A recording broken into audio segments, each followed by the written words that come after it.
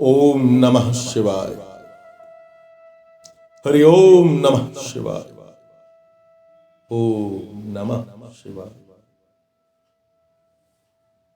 Hathaway जगतामेव संसारार्णव सेतवे प्रभवे सर्व विद्यानां संभवे गुरुवे नमः।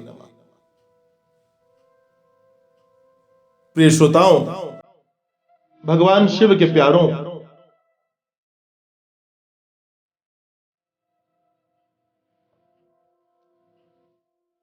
शिव महापुराण कथा क्या है? क्या है ये कथा? क्यों सुनते हैं हम इस कथा को?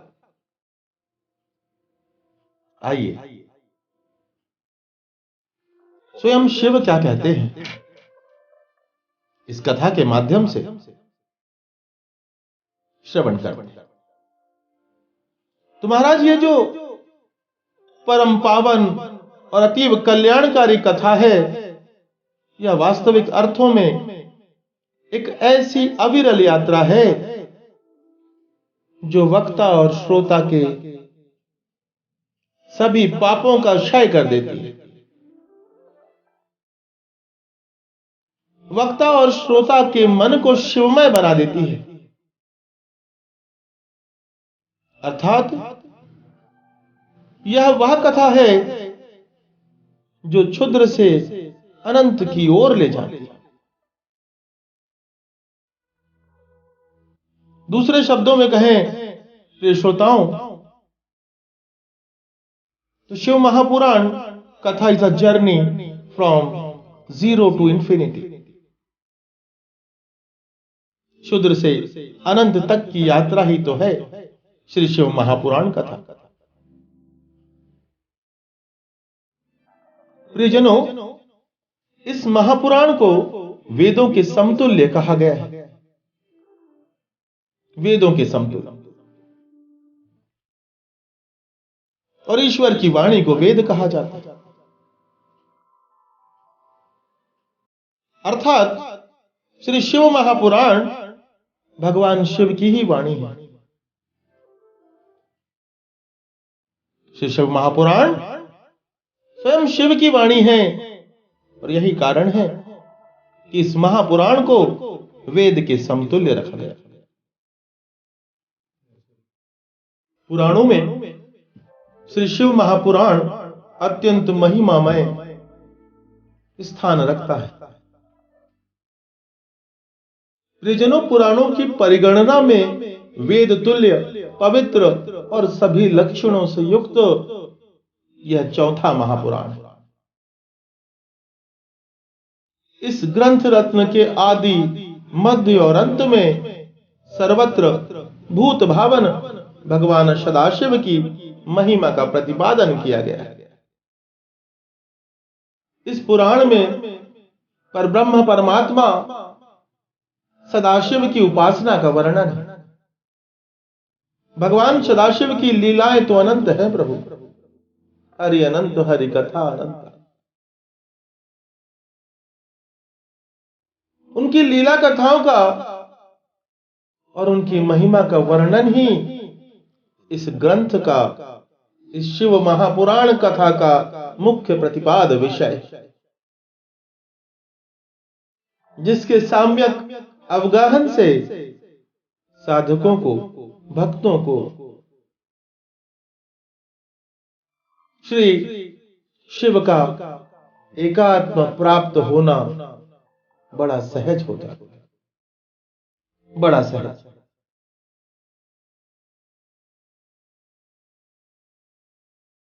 इस वेदकल्प श्री शिव महापुराण का सबसे पहले भगवान श्री शिव ने ही प्रणयन किया।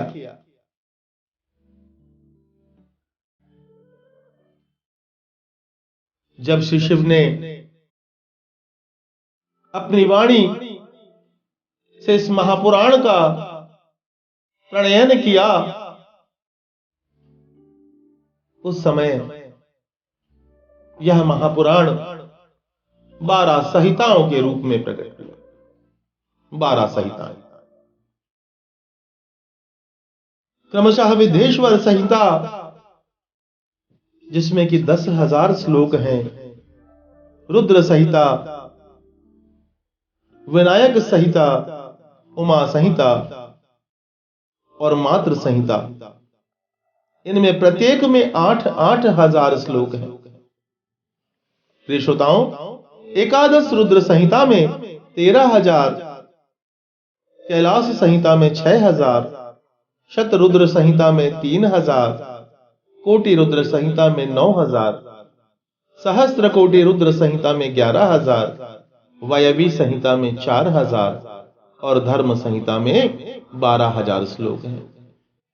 इस प्रकार मेरे प्रियजनों, श्री शिव महापुराण की श्लोक संख्या 1,00,000 है।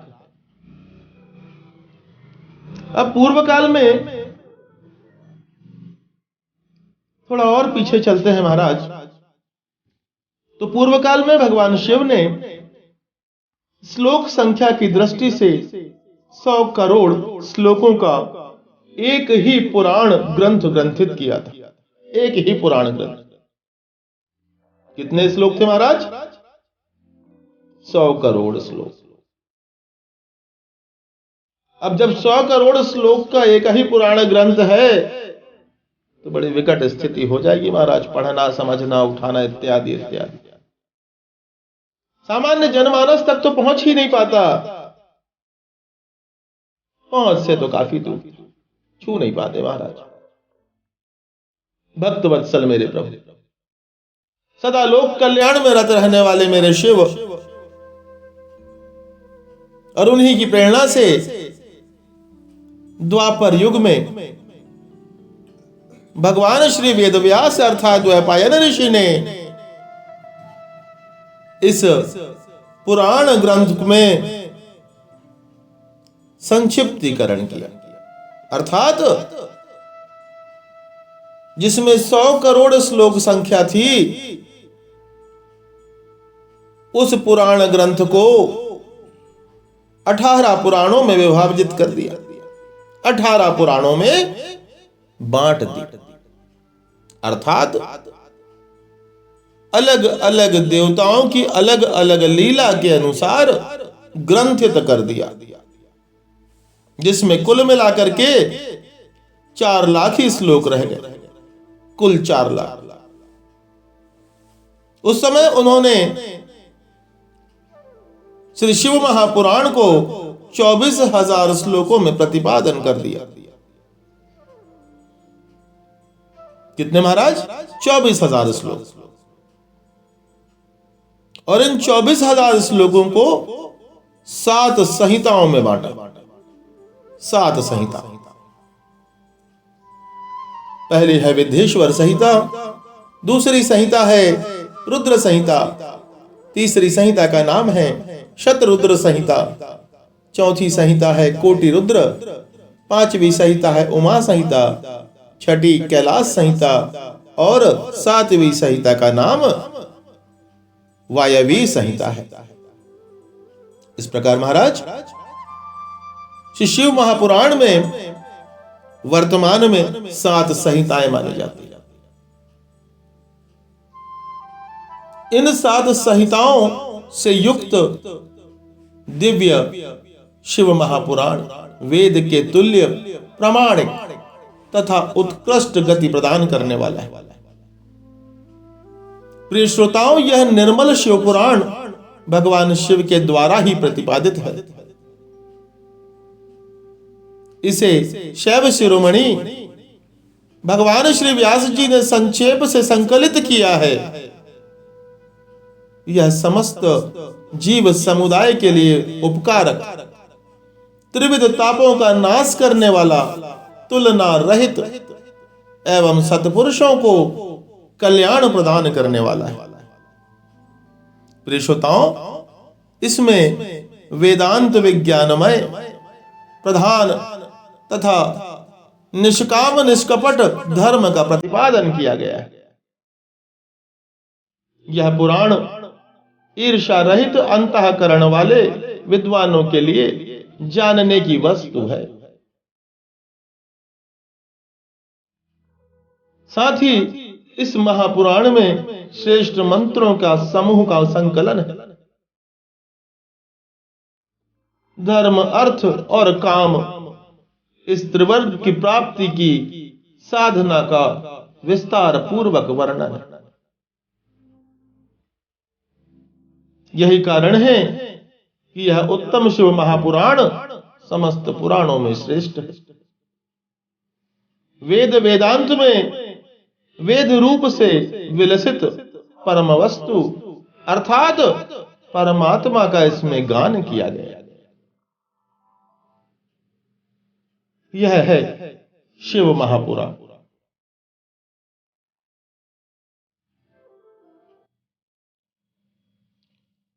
शिव महापुराण कथा वास्तविक अर्थों में कहें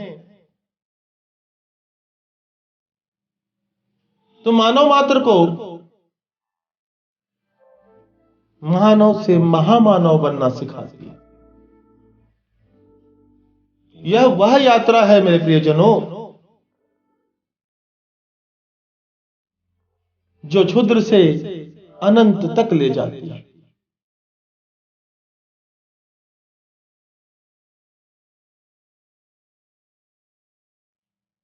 परमात्मा का इसमें बड़ा सुमधुर गान किया गया।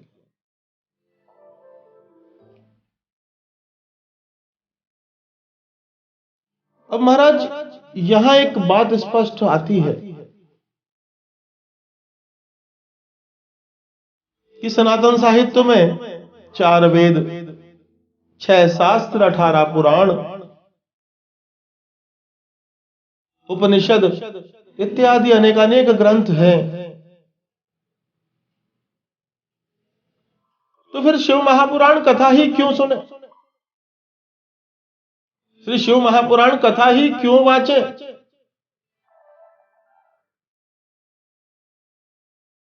क्या महाराज जी कह रहे हैं इसलिए सुन लेते हैं? ऐसा कदापि नहीं। चलिए थोड़ा गहरे चलिए, थोड़ा सा गहरे चलिए। कथा क्यों सुननी चाहिए और कथा सुनने से हमें मिलता क्या है?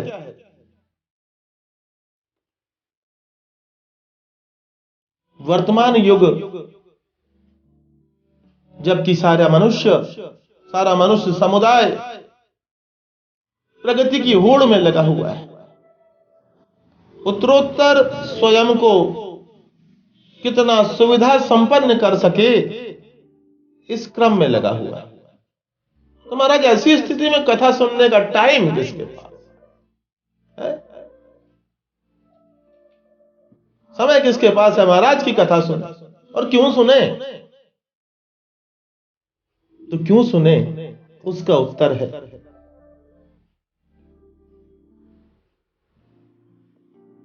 कथा श्रवण से होता क्या है? सत साहित्य कहते हैं कि कथा के श्रवण से जो हमारा ज्ञान है ना, नॉलेज, वह ज्ञान विवेक युक्त हो जाता है। कैसा हो जाता है? विवेक युक्त हो जाता है, मानव विवेकी हो जाता है। It takes us from the state of knowledge to the state of wisdom. Knowledge से विजडम तक, अर्थात ज्ञान का विवेकीकरण करना प्रमुख कार्य है कथा का। कथाओं में वर्णित विभिन्न प्रकार के लीला चरित्रों के माध्यम से सदहृदय श्रोता का विवेक जाग जाता है, वह अच्छे और बुरे में अंतर करना सीख जाता है। यही तो उद्देश्य है महाराज कथा का। हमारे जो पुराण है वह भी तो यही बारंबार समझाते हैं ना। कारण कि जो वेदों में ज्ञान है उसे सामान्य जन समझ नहीं सकते, और जब सामान्य जन समझ नहीं सकते तो फिर क्या करें? क्या किया जाए कि सामान्य जनमानस इस ज्ञान को समझ पाए? तब मेरे प्रभु श्री शिव ने वेद व्यास जी को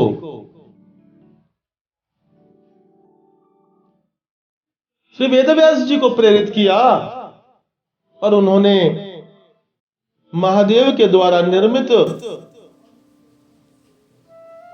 विशाल पुराण ग्रंथ को 18 पुराणों में विभाजित कर दिया। कथाओं के माध्यम से परमेश्वर की लीलाओं को प्रसारित करने के उद्देश्य से जन कल्याणार्थ वेदों के रहस्य की सरलीकृत कथायुक्त सारगर्भित व्याख्या कर दी, जिसे हम कहते हैं पुराण। अब ये तो हो गई पुराणों की बात। तो महाराज, जैसा मैंने पहले कहा कि जब 18 पुराण है, 18 उप पुराण है, तो श्री शिव महापुराण कथा ही क्यों सुने? श्री शिव महापुराण कथा ही क्यों सुने? तो इसका उत्तर भी श्री शिव महापुराण ही देता है। क्या कहता है शिव महापुराण? कि पुराण श्रवणम संभोर नाम संकीर्तनम तथा कल्पद्रुम फलम सम्यक मनुष्याणाम न संशय। अर्थात यह श्री शिव महापुराण 24,000 श्लोकों से युक्त है, जिसमें 7 संहिताएं हैं। मनुष्य यदि भक्ति, ज्ञान और वैराग्य को भली भांति जानकर बड़े आदर और सम्मान के साथ श्रवण करता है, तो महाराज जिस घर में श्री शिव महापुराण की कथा होती है, वह घर स्वयं तीर्थ हो जाता है, तीर्थ रूप हो जाता है वह घर, और उस घर में निवास करने वाले समस्त प्रकार के पापों से मुक्त हो जाते हैं। कथा कहती है महाराज कि श्री भागवत जी का पारायण श्रवण करने से जिस कुलगोत्र का मनुष्य श्री भागवत जी का अनुष्ठान करता है, अर्थात भागवत जी करवाता है किसी योग्य व्यास के द्वारा, तो उस कुलगोत्र के पितर तर जाते हैं और उस कुलगोत्र के जो मनुष्य हैं, जो परिवारजन हैं, उनका कल्याण हो जाता है। बड़ी कल्याणकारी कथा श्री हरिनारायण। वही राम कथा है महाराज। राम कथा पारायण करने वाला जीव को तार दे, अर्थात राम कथा जीव को तार दे। हमारा जी जो शिव महापुराण है ना, इसका महात्मा क्या है, इसका फल क्या है? तो शिव महापुराण जिन जिन कानों पर पड़ती है, उन सबों का कल्याण करती है, उन सबों का कल्याण करती है।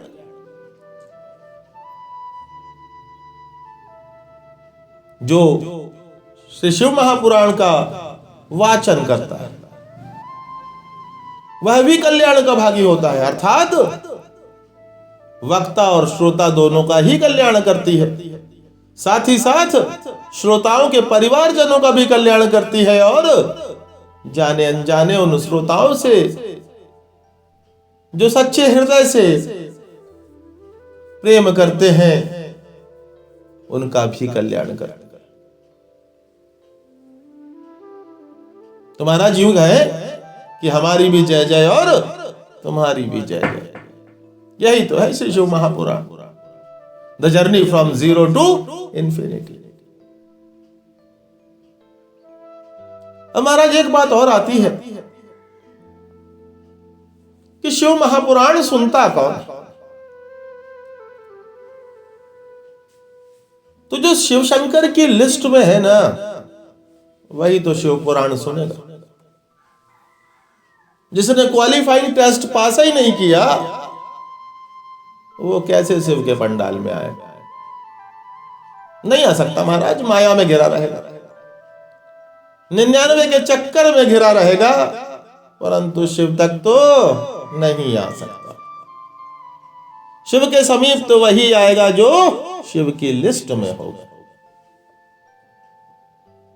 तो मेरे प्रिय श्रोताओ, आप बड़े सौभाग्यशाली हैं, आपके माता पिता बड़े सौभाग्यशाली हैं, आपके गुरु बड़े सौभाग्यशाली हैं कि आज आप शिव महापुराण कथा का श्रवण कर रहे हैं। अर्थात आप शिव जी की लिस्ट में लिस्टेड हो गए, आपका नाम शंकर जी ने लिख लिया कि अमुक व्यक्ति मेरी कथा का श्रवण किया है, जो रोग और शोक से रहित हो जाएगा, ऐसा शिव ने शिव पुराण में कहा।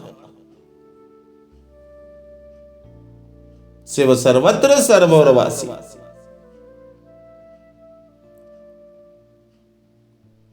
कई बार महाराज लोग कथा में पूछते हैं कि महाराज जब हम लिस्ट में शामिल हैं तो हमारा प्रमोशन क्यों नहीं हो रहा, हमें शिव महसूस क्यों नहीं होते, हम शिव को देख नहीं पाते, इत्यादि इत्यादि नाना प्रकार के प्रश्न है महाराज। तो बड़ी सहज सी बात है वर्तमान युग की लिस्ट में तो महाराज शामिल हो गए, परंतु प्रमोशन तो उन्हीं का होगा ना जो टॉप 5 या टॉप 10 में होंगे। तो जब आप लिस्ट में आ गए हो, शिव ने आपको अपनी लिस्ट में लिस्टेड कर लिया है, तो अब आप अपने कर्मों के माध्यम से टॉप 5 में आ जाओ। महाराज जैसे टॉप 5 में आओगे ना, खट करके भोलेनाथ उठा लेंगे, कैंपस सिलेक्शन हो जाएगा आपका, भी ढूंढना नहीं पड़ेगा आपको। जो क्या हो जाएगा, हाँ बच्चा पढ़ता है ना कॉलेज में, और पढ़ते पढ़ते ही उसका सिलेक्शन हो जाता है, उसकी नौकरी लग जाती है, इत्यादि इत्यादि। तो जब आप टॉप 5 में आ जाओगे तो तत्काल मेरा भोला, हाँ मेरा शिव आपको उठा के अपने हृदय से लगा लेगा, और जब लगा लेगा तो छोड़ेगा नहीं महाराज। तो जरूरत नहीं पड़ेगी 84 के चक्कर में, सब खत्म, सारे चक्कर खत्म हो जाएंगे। तो महाराज फिर टॉप लिस्ट में आए कैसे? बड़ा सहज तरीका दे दिया शिव महापुराण में मेरे बाबा भोलेनाथ। एक बार मन से हर हर महादेव तो बोलिए, हर हर महादेव। तो शिव महापुराण कहती है, क्या कहती है कि शिव महापुराण कथा का श्रवण, शिव लीलाओं का मनन और शिव नाम का संकीर्तन। ये तीन ही तो सूत्र है महाराज शिवत्व प्राप्त